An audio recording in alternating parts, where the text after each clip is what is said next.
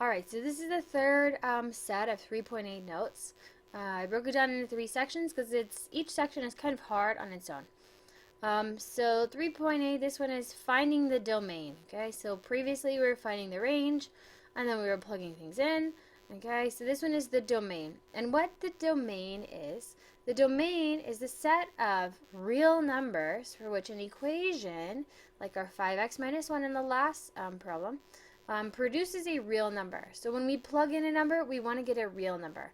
So for our domain, okay, that's going to be kind of like, if you remember from Algebra 1, you might have done restrictions on the variable after factoring because you can't divide by 0. Alright, so here we go. Give the domain of each function. So previously we're finding the range, plugging in numbers. Now we're trying to figure out what numbers can we plug in or what numbers can we not plug in. Is it going to be all real numbers that we can plug in? So here we go. Give the domain of each function. We have f of x equals 1 over x. Okay, over here I gave us a hint. So you're going to ask yourselves, okay, we're going to ask ourselves, are there any values, meaning numbers, that could be substituted for x that would create an answer that is not, okay, not a real number. Okay, and then I put a hint. Hint, a number divided by 0 is undefined. Okay, that's my hint because over here we have a fraction, 1 over x.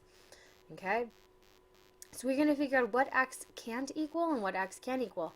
X can equal all real numbers except, okay, I'm not allowed to divide by 0 because anything divided by 0, right, if I plug in 0, 1 divided by 0 is going to be undefined, okay? And I can't have undefined. Undefined is not a real number, right? Not a real number.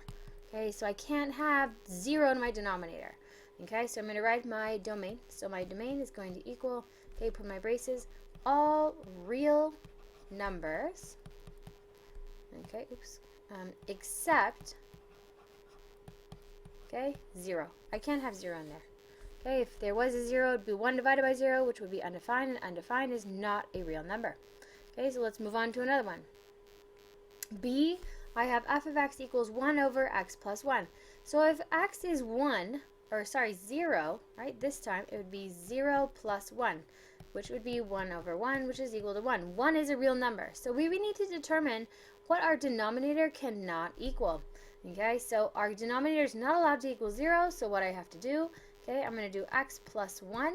Okay, it's not allowed to equal 0. If it equals 0, then that's going to be giving me undefined. Okay, so I'm going to get x by itself by subtracting 1, and then they'll cancel. Subtract 1 to both sides, so x is not allowed to equal negative 1. Okay, so for this one, my domain is going to be, okay, all real numbers, okay, except negative 1. Okay, that's the domain for that one. Let's move on to the next one.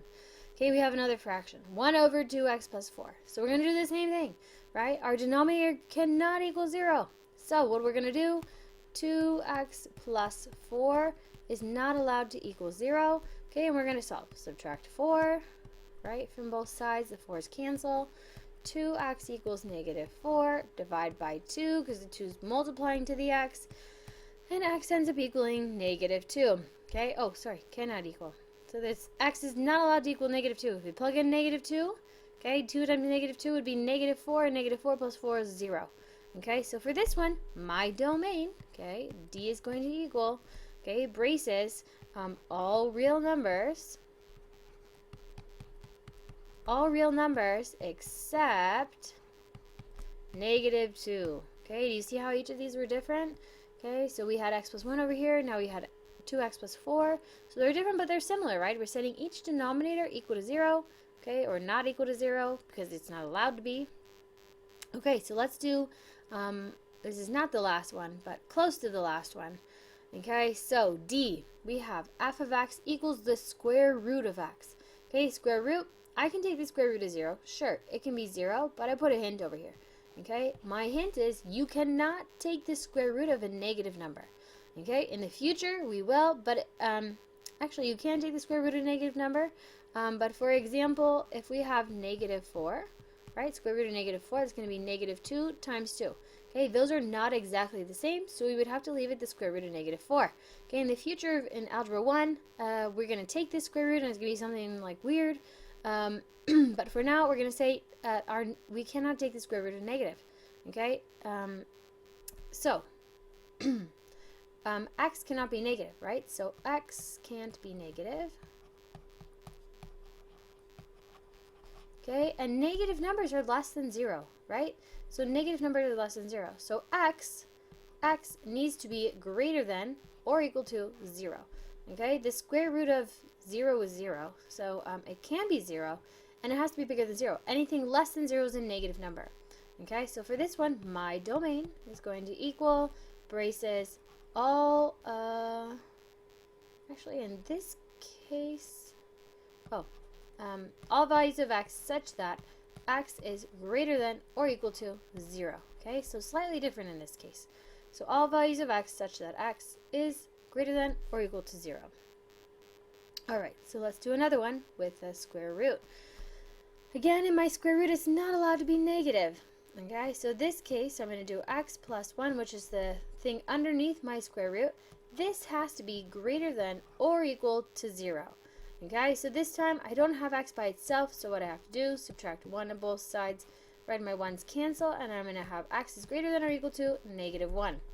Alright, so when I write this, my domain is going to be, okay, all values of x such that x is going to be greater than or equal to negative 1.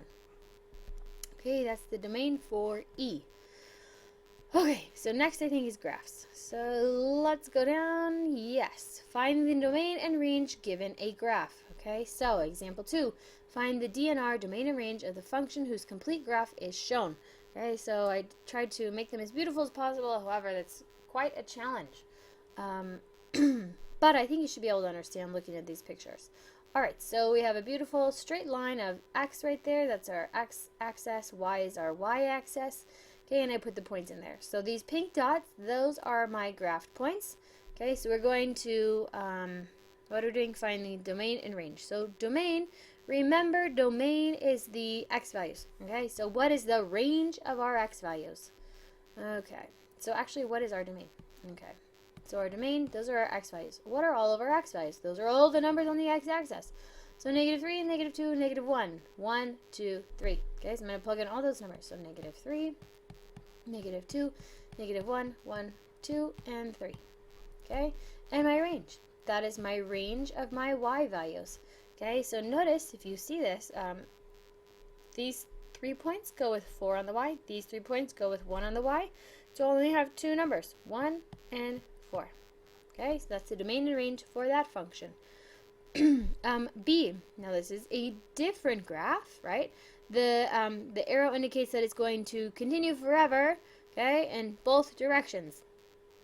So for my domain, okay, my domain, which is my x values, right, looking at my x-axis, how many numbers are in the x-axis, okay, and that's going to be all real numbers.